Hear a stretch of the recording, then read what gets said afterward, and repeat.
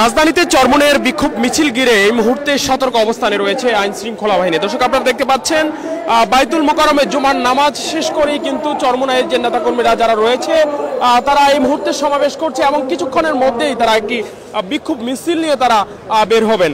এরই মধ্যে আমরা দেখতে পাচ্ছি এই মুহূর্তে যে বাইতুল মোকাররমের উত্তর গেটে অর্থাৎ বাইতুল মোকাররমের সামনে কিন্তু পুলিশের যে নিরাপত্তা সেটি কিন্তু আমরা দেখতে পাচ্ছি, পুলিশ তার অবস্থান দেখতে পাচ্ছি। রাস্তার দুই পাশে ঘিরেই কিন্তু পুলিশের এই সতর্ক অবস্থান আমরা এই মুহূর্তে দেখতে পাচ্ছি।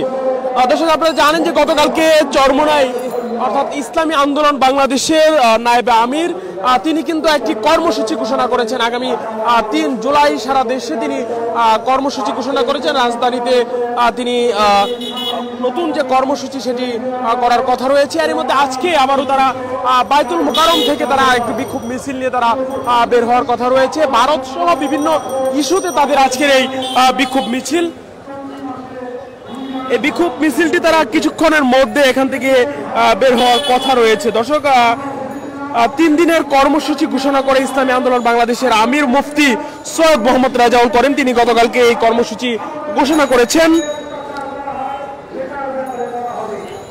সম্মেলনে গতকাল তাদের যে সম্মেলন সেই সম্মেলন থেকেই এই কর্মসূচি ঘোষণা করা হয়েছে। চরমোনাই পীর বলেছেন যে ইতিহাসে দেখা যায় অনেক ঐক্যবদ্ধ ছোট শক্তির কাছেও বড় ও পরশক্তির পরাজয় হয়েছে। এজন্য দেশপ্রেমিক ইমানদার জনতা ঐক্যবদ্ধ হয়েও পরাশক্তি টিকবে না তিনি মন্তব্য করেছেন। প্রধানমন্ত্রী দেশ বিরোধী সকল চুক্তি বাতিল এবং চিহ্নিত দুর্নীতিবাজের গ্রেফতার ও বিচারের দাবিতে আজকে কিন্তু এই তাদের যে সমাবেশ এবং বিক্ষোভ মিছিল কিছুক্ষণের মধ্যেই শুরু হবে। এই মুহূর্তে তাদের সমাবেশ কিন্তু চলছে এবং তারপরে তারা একটি বিক্ষোভ মিছিল নিয়ে তারা এখান থেকে বের হবে।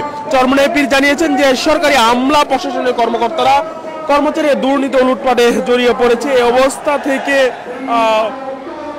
দেশকে বাঁচাতে তাদের যে অবস্থান সেটি তারা করবে এবং তাদের কঠোর অবস্থানে তারা যেতে বাধ্য হবে, এমনটাই কিন্তু তারা বলেছে। দর্শক, আপনারা জানেন যে নির্বাচনের আগে থেকেই কিন্তু ইসলামী আন্দোলন চরমোনাইয়ের নেতা কর্মীরা চরমোনাই থেকে বিভিন্ন কর্মসূচি তারা দিয়ে আসছে, নির্বাচন বর্জন সহ বিভিন্ন কর্মসূচি দিয়েছে এবং সমসাময়িক যে বিষয়গুলো রয়েছে সেগুলো নিয়ে কিন্তু তারা বিভিন্ন সময়ে বিভিন্ন কর্মসূচি তারা দিয়ে আসে। বিশেষ করে শুক্রবার দিনগুলোতে তাদের এই বাইতুল মোকাররম থেকে জুমার নামাজের পর তাদের বেশ কিছু কর্মসূচি তারা ঘোষণা করে এবং বিক্ষোভ মিছিল করে, সমাবেশ করে।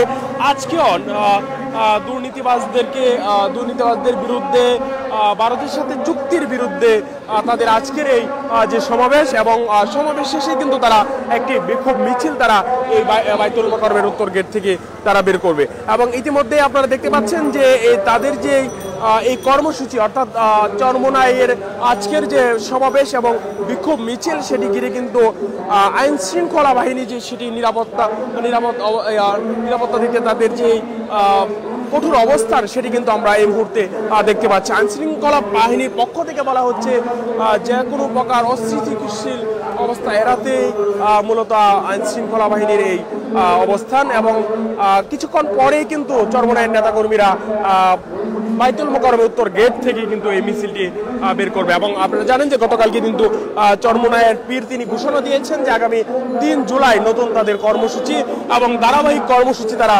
চালিয়ে যাবে। দর্শক, আপনাদের সাথে আবার যুক্ত অবশ্যই পর্যন্ত কালবেলার সাথেই থাকুন।